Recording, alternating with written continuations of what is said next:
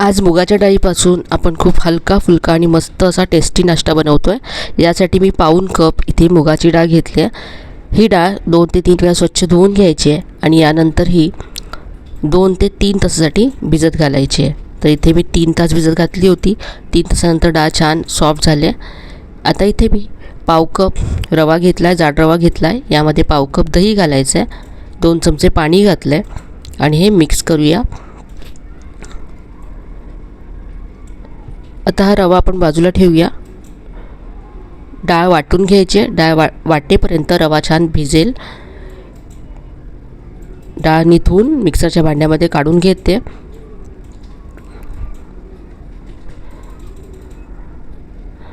तर ही डाळ मी वाटून घेतली, सगळी डाळ इथे वाटून तयार आहे। वाटताना अगदी थोडंसं पाणी लागलं तर घालायचं आहे, नाहीतर पाणी घालायची सुद्धा गरज नाही आहे। आता जो आपण रवा दह्यामध्ये भिजवून ठेवला होता तो यामध्ये काढून घ्यायचा आहे।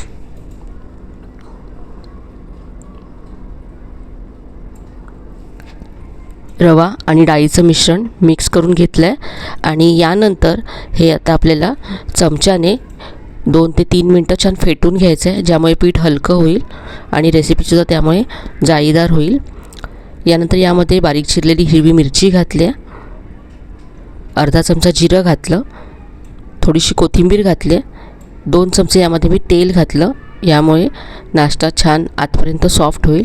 चवीप्रमाणे मीठ घातलं, पाव चमचा हिंग घातला आहे। याबरोबरच तुम्ही यामध्ये भाज्यासुद्धा घालू शकता, जसं गाजर किसून घालू शकता, शिमला मिरची बारीक चिरून घालू शकता। सगळं मिक्स केल्यानंतर बाजूला ठेवून दिलं आहे। इथे आता एक प्लेट घेतले, तेलाने ग्रीस करून घ्यायचे आणि याबरोबरच कढईत पाणीसुद्धा मी गरम करत ठेवलं आहे।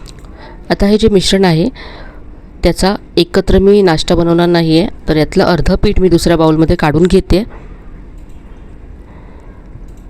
यामध्ये अर्धा चमचा इनो फ्रूट सॉल्ट घालायचं आहे किंवा तुम्ही पाव चमचा बेकिंग सोडासुद्धा घालू शकता। इनोवरती थोडंसं पाणी घातलं। आता हे फटाफट मिक्स करून लगेच आपल्याला ग्रीस केलेल्या प्लेटमध्ये काढून घ्यायचं आणि वाफवण्यासाठी ठेवायचं आहे।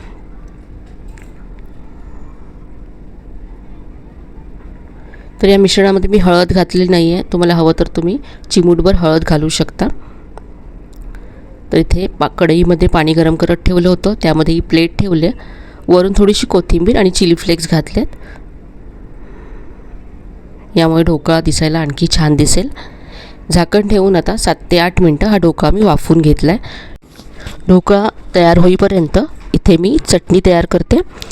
तर इथे मिक्सरच्या भांड्यामध्ये 1 वाटी ओलं खोबरं घेतलं, 2 मोठे चमचे भाजलेली चण्याची डाळ किंवा चणे घालायचे, त्यामध्ये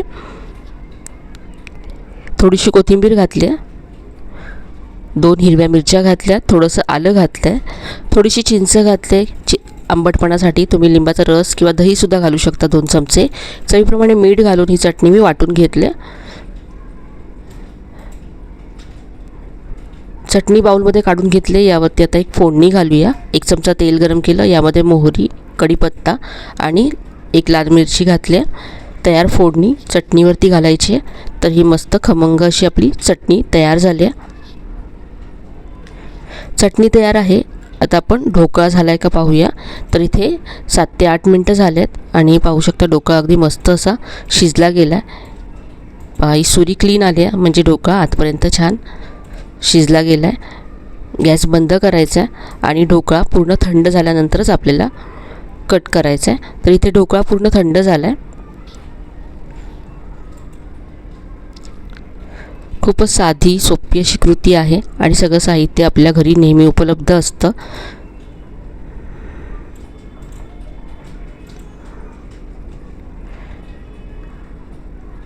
ढोकळा मी इथे कट करून घेतला आहे।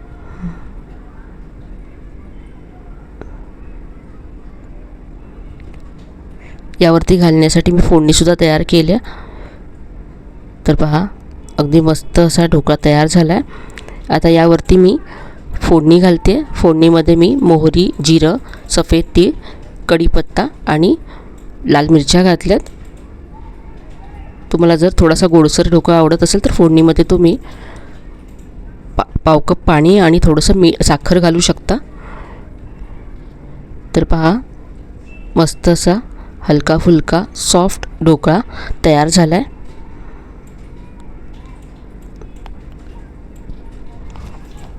खूप छान रेसिपी आहे, नक्की करून पहा. रेसिपी आवडली असेल तर व्हिडिओला लाईक करा, शेअर करा. चॅनलला अजून सबस्क्राईब केलं नसेल तर नक्की सबस्क्राईब करा. पुन्हा भेटूया, तोपर्यंत धन्यवाद.